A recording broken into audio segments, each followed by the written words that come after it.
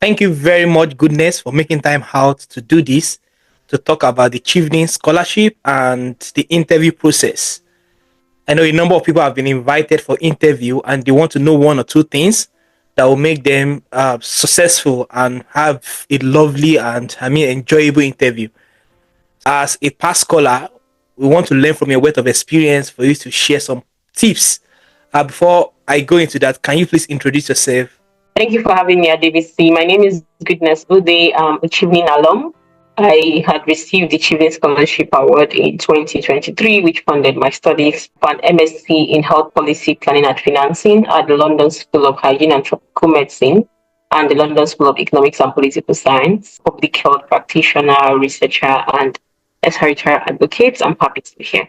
Thank you very much. I would say congratulations to anybody who gets to the interview stage because trust me, Chevening Scholarship is super competitive and it is not show off or trying to brag, right? For you to make it to being shortlisted in the interview stage means you have something going. And it also means that you stand equal chance with everyone who has been shortlisted like you is selected. You are crossed at least halfway into the bridge and you can cross to the final stage. When I got my interview invitation, it was a mix of excitement and anxiety because I'm like, oh my God, this is really happening. This is really happening, right? It was getting more real. But I also walked through the emotions of, am I really ready for this? Or do I stand a chance for this to see how do I channel all that energy, both excitement and anxiety, so being prepared enough for it. In terms of feeling overall, I would say it was more of how prepared am I for this interview? And that entails like taking a lot of intentional steps, which hopefully we get to discuss further.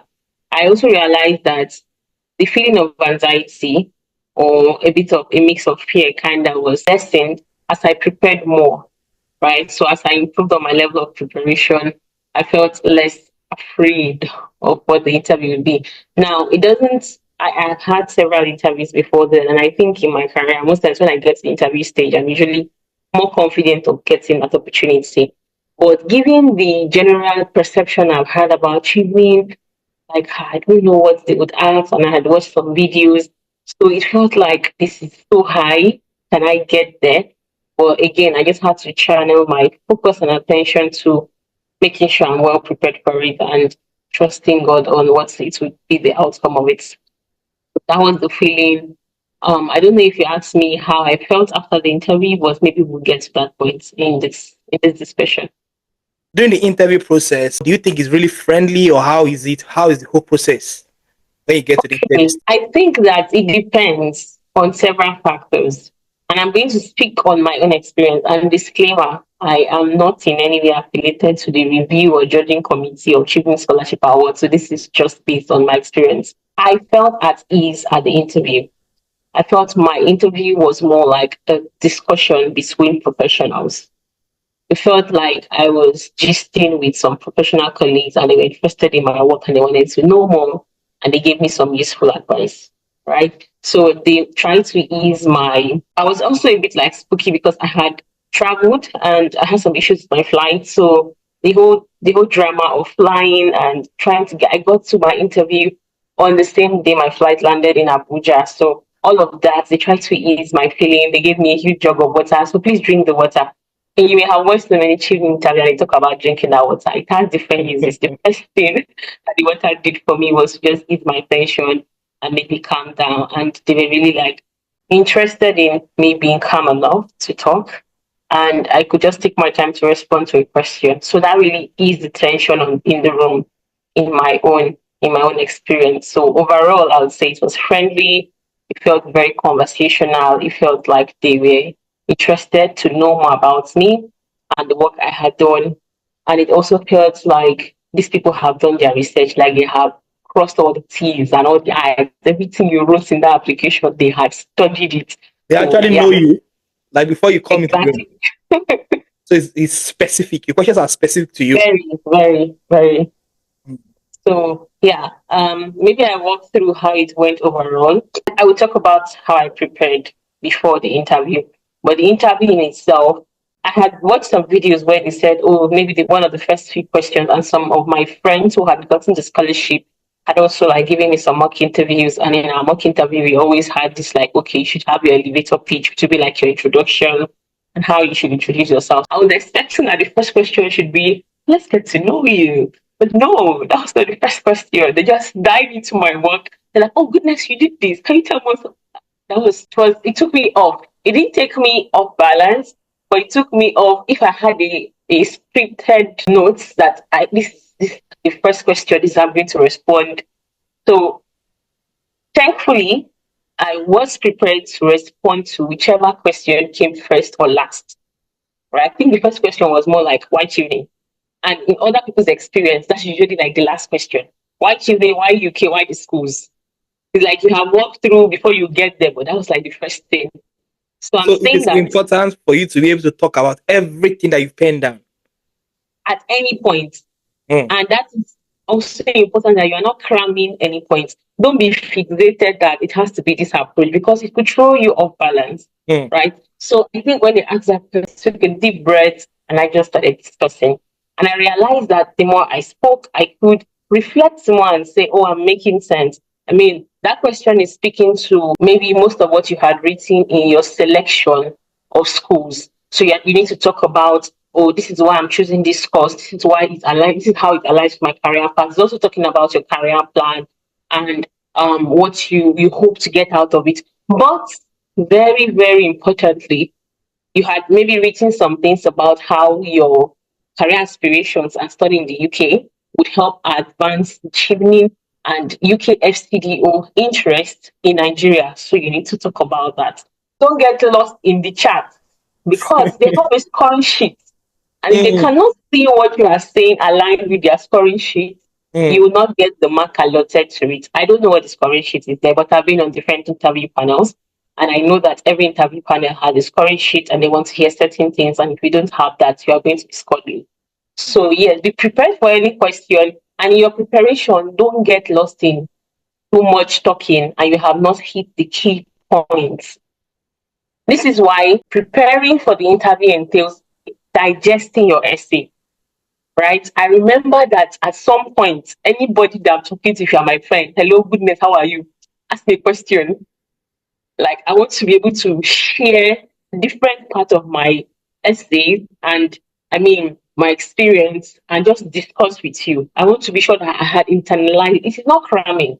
I know what I wrote, but it's Mm. been how many months since the chief submission? That was in November. So it's Right. been around 3, 4 months, right? And in between that, a lot has happened. I remember that I was in Kigali in between and I saw a colleague, and the only thing she gave me was how to introduce myself, how to make sure that I have energy in my voice when I'm speaking because she noticed that my energy level was peaking the more I spoke. That I showed that I'm more confident. That was what I got out of just chatting with her. So I'm not saying you should speak to everybody and get confused with your life, no. But ensure that you digest your essay well enough. I did something too. I was able to rewrite my essay in a star approach where as an interviewer, I can tell you, maybe you ask me, let's say, a question on, oh, you worked on this project. Can you tell us more about this? I'm not telling you just about the project. I can tell you about the situation. I can tell you about the task, the action I took, how I showed leadership because achievement is centered on leadership. I took leadership, the results, what I learned, because STAR approach also has not just results, but reflection. What did you learn out of that experience? And another thing is that they have read your essays, they have seen those examples, but since you submitted that application, what have you done now?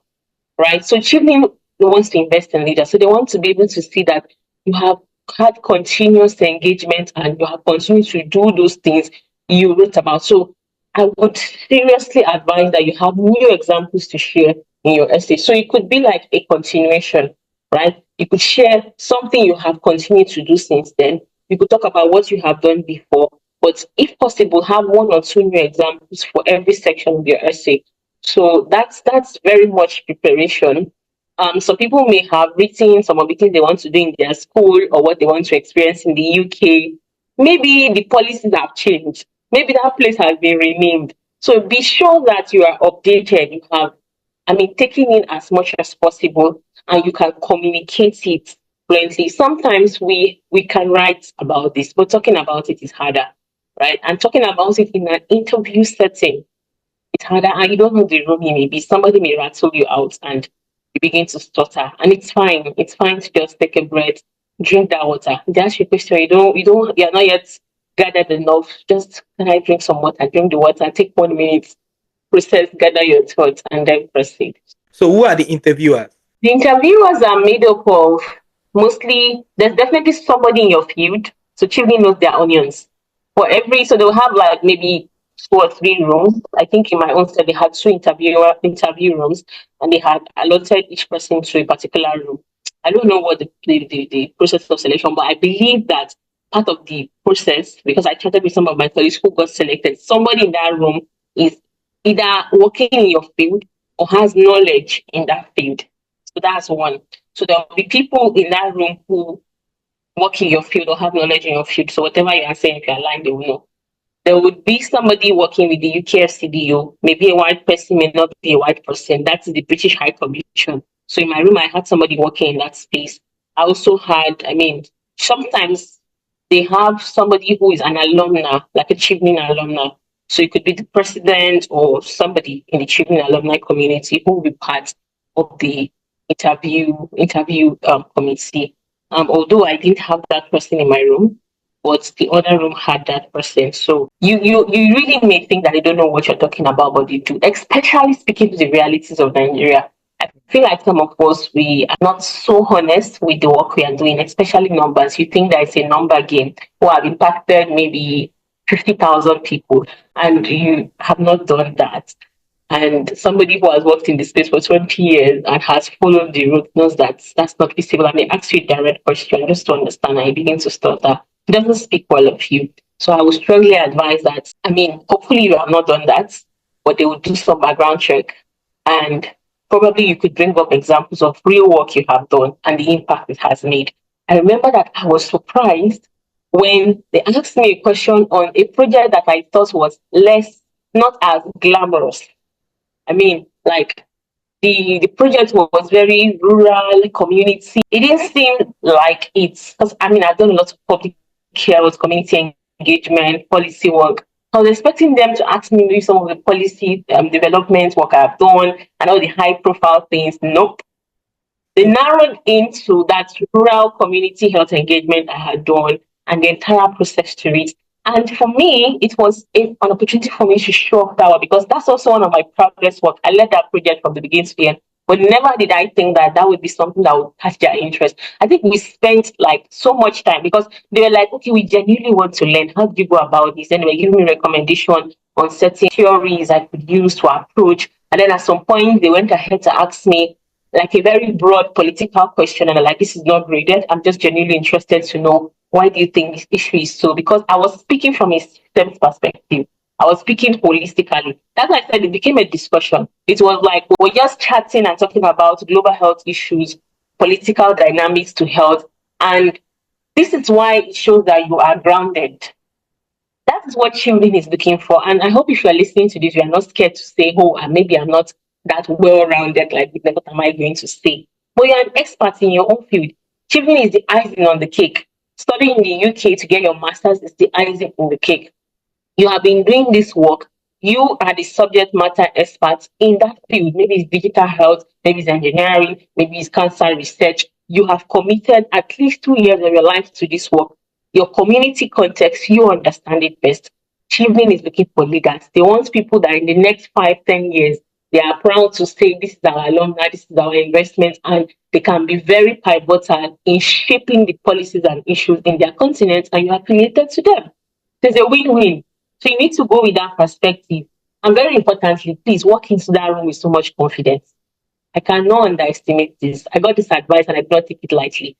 I dressed For you like to a even get to that million. stage, like for you to get to that stage, you should be confident. Like you have the confidence. Exactly. Like, don't go there looking shabby. If you have your Christmas clothes or your Salah clothes, the best clothes in your wardrobe, iron it very well. That's even another question I want Like, to ask. How should they dress? Is there any okay, specific way? okay, I think we're in the spirit.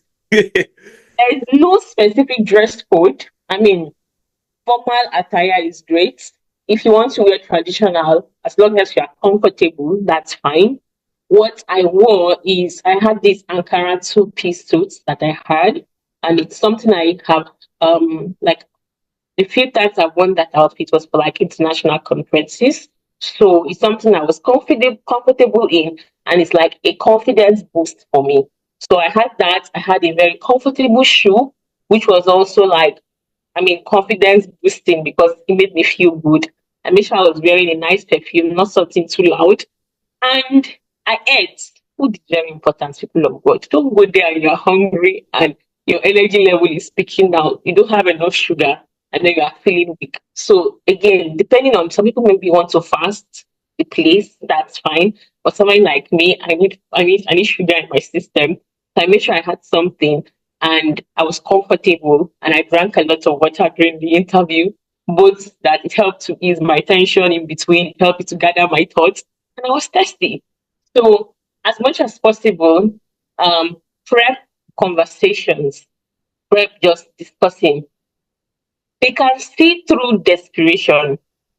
And I cannot say that if you are desperate, you would not get it, right? So yeah, it's important. What how you dress. Some people actually wear traditional outfit, like maybe a senator attire. It's great. Let your outfit match your portfolio, right? And yeah, it should be fine. Overall, it should be fine. Another thing, in addition to the dressing, please go early, right? Now, I was talking about how I landed in Abuja the same day of my interview, but I got there at least 2 hours before my interview time. It was that morning, but it meant that I was very proactive. I had already sent an email explaining my situation, and they were even willing to offer a virtual option. I declined to say I would make my way there. So it cost me more to fly several connecting flights to get to Abuja, but I made arrangements, supportive friends that I have, shout out to them. I got to the venue right in time, settled in, had the AC blow my head, and I calmed down very well. I had a chat with some of the people who were waiting because you would meet some of your other shortlisted candidates there, and some of us became friends when we got selected afterwards. And I still stayed in touch with those who were not selected, who are doing amazing things now. So my point exactly is that you don't want the weapon fashioned against you to be go slow in Lagos or to be something that happens and you get there late. It doesn't speak well of you, right? I believe that you would have at least 1 month before your interview date to appear there. So everything within your power, do it to be there early enough. Some people even came like 3 hours earlier. They sat in their car. They were just whatever they were doing, meditating, looking at their essay or their interview template they had written out. And when they were ready, they came in maybe like 1 hour later. And I think it was helpful for me to just chat with the people who were there. Some people were open to sharing how their interview went, what they asked them, and overall their general feeling, right? Some people were quite quiet, which is fine. And we even chatted about other things as the interview just to ease our attention. So coming early is important, just being friendly to people. And yeah, another thing is please I don't know, but you're not supposed to come in with your phone or something. So make sure that you are ready to come in. So some people, maybe there are some things they want to do on their phone, maybe they want to read through their essay and all of that. When you come in, you switch it off. You get so it means that you are ready. So just have that in mind, given the security protocol involved, and be sure that you are settled and you can just take in the scenery. It's actually a nice scenery inside the office. And whichever way the interview goes, come out of that place believing that you have done your best and trusting the outcome. Yeah. Thank you very much. This is highly, highly insightful. Do you remember any specific question that you were asked? Or is it Okay. highly, highly Yeah, I specific think to you? I had said that the very first question they asked me was one Chevening, why do you want to study in the UK?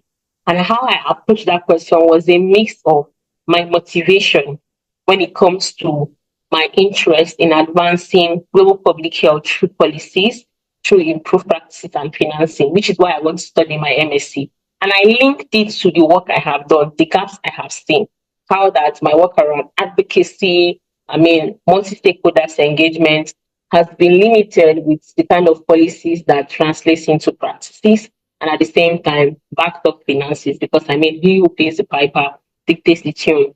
But beyond that, I spoke about how I find the Chevening vision, in affiliation with Nigeria, actually UKFCDU, very important to achieving that goal and how my career prospect, my career aspiration. So now you're already talking about the fourth essay now. I was talking about the third essay about what you want to study in the UK, but now I'm talking about my fourth essay on my career plan. So I started talking about my career plan and how that aligns with the UK interest in Nigeria and how my stay in the UK would help me contribute to that. I gave specifics. You cannot be generic. You cannot say you want to save the world. Even Nigeria is 36 states. It's, I mean, over 230 million people. So I was very specific with the organizations I wanted to be involved with and what I wanted to make out of this. Now, when they say why UK, please don't forget that question.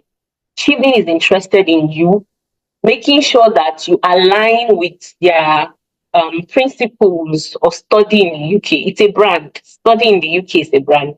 So you need to have done your research thoroughly, which you have written in your essay that may be shortlisted. Hopefully, you wrote the essay yourself to talk about what is in the UK that is of interest to you. So for me, it was about the schools I was studying in. I mean, LSHTM is like number one in the UK when it comes to public health. LST leads when it comes to social science. So that intersection is of interest to me. I spoke about some of the things I want to get out of studying in those institutions, the alumni community institutions. I'm not a fan of London. But yes, I spoke about other parts of the UK I want to explore. And I've really explored all of those. I mean, many of my friends call me Ajala, so they know me be traveling, both traveling within the UK and outside. So I explored the UK in entirety and how I appreciate, I also talk about how I appreciate the culture of the people and I mean, just experience the UK in addition to my studying. And that is really what it is. So you don't need to make up things, but try to be as specific as possible in your response. Another question, like I said, that they asked me was specific to a project I had worked on. And they were like, can you walk us through how you use the community-centered approach in this? And I had to now come down to the specificity of that project, what we did. And again, be careful with using the word we. I'm saying we now because really, that's me. I don't know how to do the I did this, I did this. It's just my own personality. But during my prep, my friends and mentors who were prepping me, they had to keep like literally flogging my leg to say, goodness, say I. Chiefly wants to know what did you do?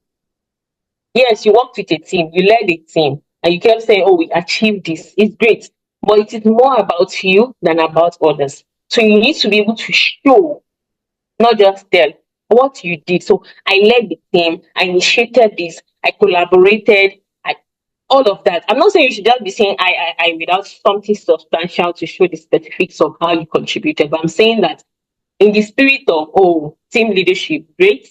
But at that point, you are on that panel as an individual and you are looking for a slot to go study in the UK. So you need to be able to show your leadership as a person with teams too, your ability to collaborate and all. So I would say that in many ways, if you notice even in this interview, Adipsi had asked me some questions I'm already answering. It played out that way too. There's some questions they had on their list, and I mean, I had already answered it. So they would allow you to speak. Now, don't overtalk. Let it be that what you are saying, you are ticking off those key points because some people can just tell story. And then at the end of the story, they're struggling to find something substantial. You can be simple, right? I know folks who the work they are doing is I mean, it's not in this social impact space, so maybe they are doing some work around in the field of engineering or cyber security, right? So their work is the impact in that field is relatively different, or maybe in the economics or financing space different. So impact means different things to different people. Let it be that you can speak truth to power regarding your work, and also like the new thing that has come up between now and then. Have questions to ask them very, very important. I was prepared, not one, not two. I'm not saying you should ask too many questions, right? But I'm saying that I was prepared for the questions I wanted to ask. So please, I know there are so many questions out there that people say you should ask. Whichever is the case, have your own unique question to ask, not the one that by the time you ask the road the island, oh, not again, not again. Right? The question I asked was more they're like, oh, that's a very, very good question. And I mean, I've never thought about it. And they shared their own personal opinion and it was helpful. And it showed that I was not being tokenistic with my question. I was genuinely interested in learning from them. Interestingly, the person who responded to, so let me just tell you the question. I've gotten their own anyway. My question was that um, like what advice would you give me when I get the Chevening Scholarship, making the most out of. That's one of the questions, making the most out of my experience. I'm in the UK. What is that telling you? I'm already in the UK. I've already given me the scholarship. They've not given me yet, though, but that was the question. And I was genuinely interested. So one of them, I mean, he's a British national, and he gave me very useful advice and some of the things I should look forward to, and how I can make the most out of it. Not like he's a children alum. So if we had a children alum in that room, maybe they could have given me better responses. But I felt like that was a very personal question for him because he could give me something very enriching from his perspective. I did ask another thing about how, I mean, given the changing dynamics, COVID-19 had done something to the world, and that period was like very close to, well, we are still experiencing the impact somewhat, but it was also very close to how that, and it speaks to public health. So I did ask a question around what that means for the children community, how we are innovating, and I mean, given the prospect I'm looking at. So it also shows that I'm forward thinking somewhat. So those kind of questions, whichever you choose to go for, don't just want to check a box that you have a question. I just answering something like that. Yeah. Thank you very much. I know you know a number of people that got to the interview stage, but at the end of the day, maybe they didn't get the scholarship. Do you have you maybe have some engagement with people like that? Or what do you think are possible pitfall for some people not to get the scholarship? What do you notice that, oh, if I didn't do this well, maybe I will not get the scholarship? Yeah. I cannot say for other people because I know some people who that was their second, third time before they got, like they had been shortlisted for the Chevening interview stage twice or thrice before they now got it the year I got it. And for many of them, when they shared why they got it this time around, like the third time and the second time, was that the strength of their story, Mm. the quality of their work, their leadership has deepened. How they tell their story, there has been like a lot of improvement, and they themselves, like one of them told me that when she left the room, she knew that she would get it this time. The first time she also had doubts that what did I do? And trust, and this is not me being proud. Yeah, I applied for it the first time and I got it in one city. I left that room feeling like I don't get the scholarship because I had a very, I mean, inspiring discussion. I'm not saying inspiring because of the answers I was giving them, no. The exchange of ideas, it felt like I was having coffee chats with some colleagues. And I was listening to myself and I'm like, okay, yes, you are saying the right things.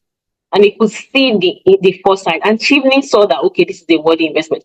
So I cannot say for others, but I would say how you present your story. There were some people that told me how they had not done their research well and they were saying things that did not exist or things that were not correct. Not like they don't exist, but it was not correct. You know how you want to impress and then you are calling one institute that does not exist in Nigeria. Meanwhile, you don't know that the director of the right institute is in the room. Somebody actually said something like that and they had to correct her. Goodness, So get let me your chip this back. in. You're not going in there to impress. You are going there to tell your story. You talk about yourself, what you've done. Exactly. Mm, Tell your story in the most authentic and honest way possible and impress them. mm, You need to impress them, please. So mm. impressive is that, I mean, it's how it rubs off on them. It's the quality too. But impressive is somebody can say, oh, I fed 100 children, went there, we gave them food. And that person can talk about how their work regarding maybe ending poverty or creating sustainable food systems or supporting the socioeconomic development and how that led to maybe more children being able to go to school, or it's two different stories. So the But it's the quality same of your story. response needs to be highly impressive. Exactly. So it is the outcome that would impress them. But if you think that maybe you just go and throw numbers everywhere, or you have cracked the names of all the professors in your Mm. proposed institutions and you just be calling the names.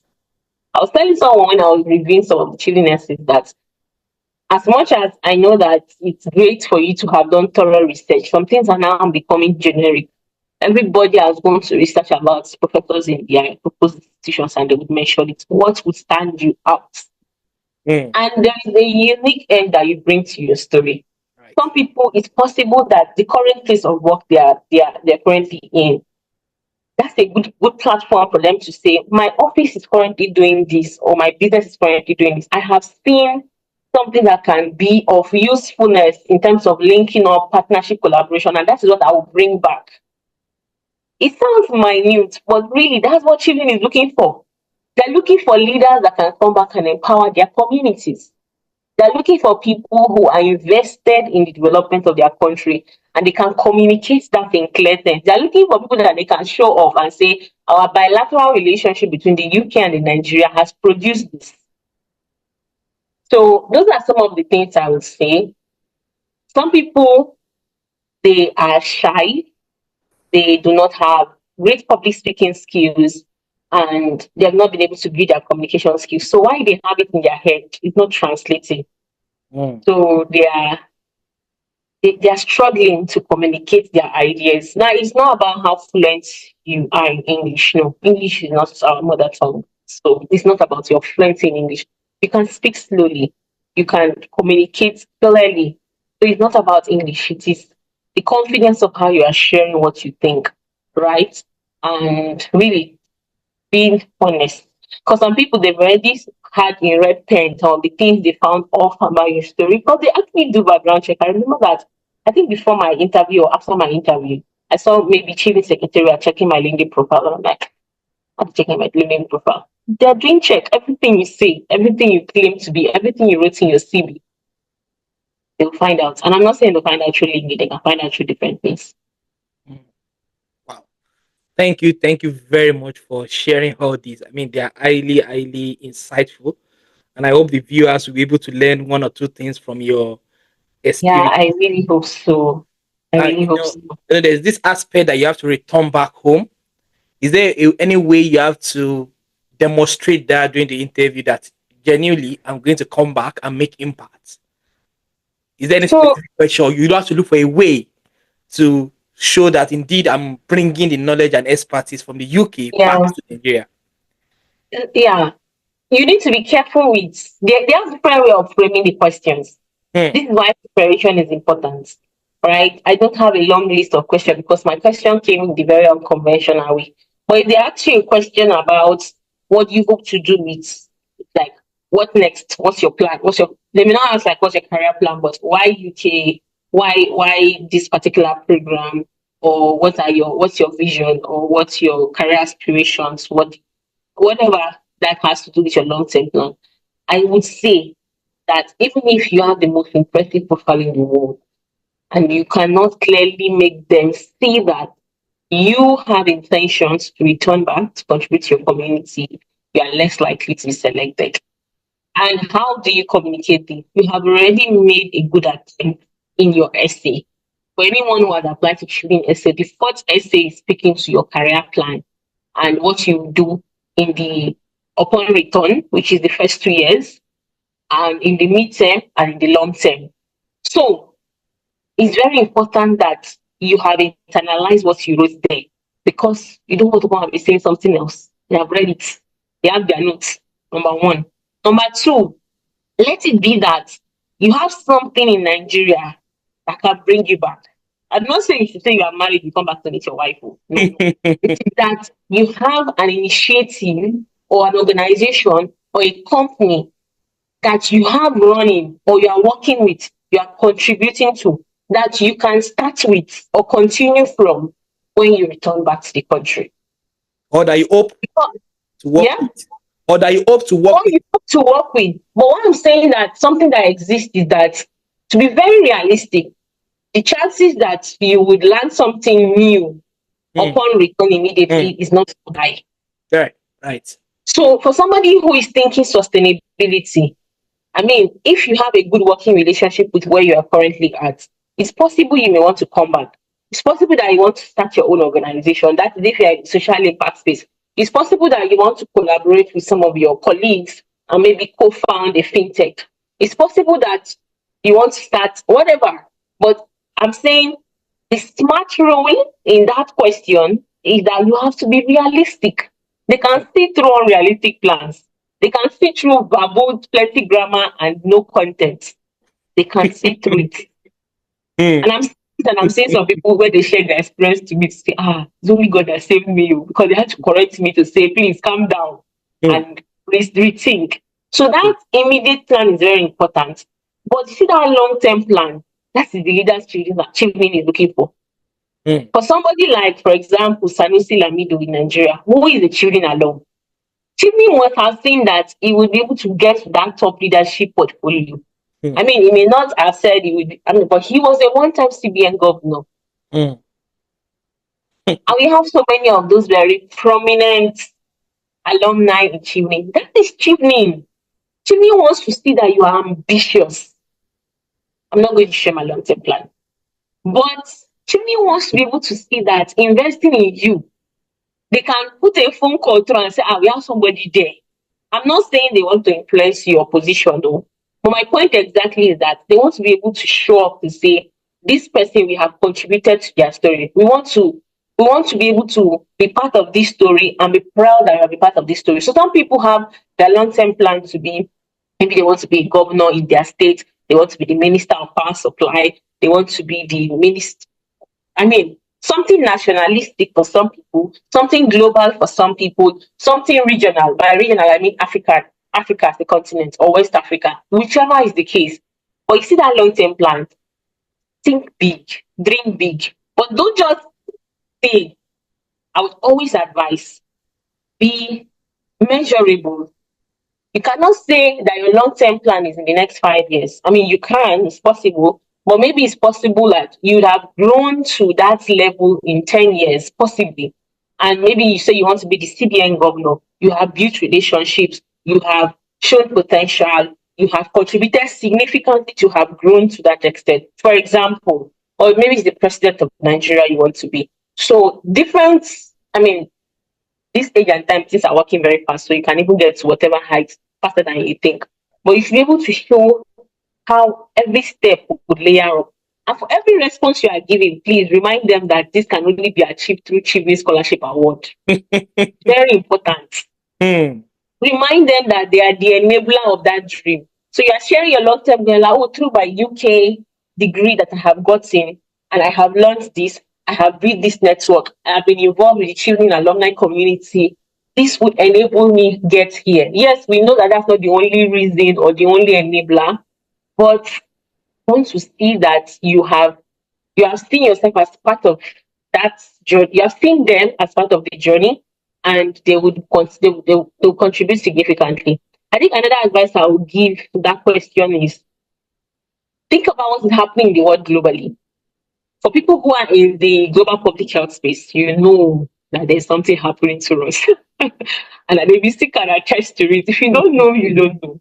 Right? So there's a changing dynamics to funding, to sustainability, to what it means for countries to be resilient. And I'm sure that possible your interview may go in that direction and I'll ask you, what do you think?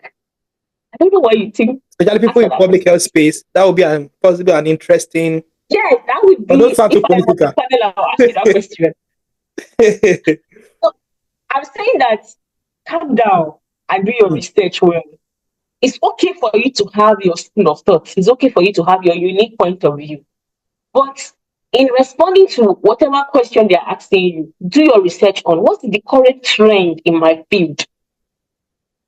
What is the language of what is going on in my space, in the agri space, in the tech space? And how would that impact my long-term goal?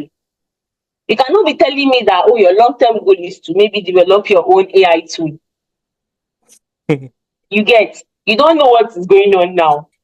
So thinking long term is not just your own ambition, but giving it's more like you have foresight and you have been able to read the situation on ground. You have done your research, you have engaged certain professionals, and you can, in some way, see that this is the possible path that the current dynamics of things would be leading to in your own field. And I can assure you that even if they don't ask the question in that way, and you can bring all this perspective to say, look at the trend, look at the issues, look at what is going on. And I see maybe my country, my region being in this place, and this is how I'll be able to position this is how I'll be positioned to contribute to those. You are that person. Whether they ask the question or not, this answer I just giving somebody a tip of how to wow your panelists. You are the person they need, honestly, because it shows that you are thinking long term, not just for yourself, but the dynamics of your field, your country, Nigeria, and your continent. Because we are in a very fast changing world, like especially in the development space, tech, name it, it's fast changing. Yes, some things have not changed, no doubt. But it is that you have to be very quick at evolving, adapting. You should be able to communicate that. They should be able to see it. Wow.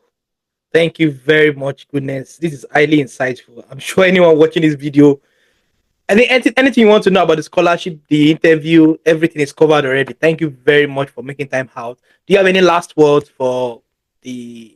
My last words would be if you're a religious person, can pray. Because trust me, you can do everything you need to do. And not getting it doesn't mean that you are less of who you are. It's just God's plan for you. So a core part of my preparation was praying like I'm not prepared and preparing like I'm not prayed. So go and hold your God tight, right? Match it with preparation. As a Christian, I believe that faith without work is useless. So match both and trust God for the outcome. But trust me, cheating is not the end of the world. I had people in my cohort who had applied the first, second, and third time, and many of them also felt like, if I collected that scholarship in the first time, I don't think I would have been deserving of it, right? So the process was worth the while for them to keep applying year in and year out or exploring other opportunities, because I knew some of my colleagues who maybe they got the Chevening Scholarship and other scholarships and then they made their decision in the long run. So my advice to you is that invest in the preparation, but at the same time, be confident that however the outcome is, you would keep pushing, and I mean your desired goal could come through in different ways or maybe applying again. So yeah, just give yourself grace, whichever way it goes, and focus on giving it the best you can. Thank you very much, Goodness. We Thank you so appreciate you. Thank you. Bye.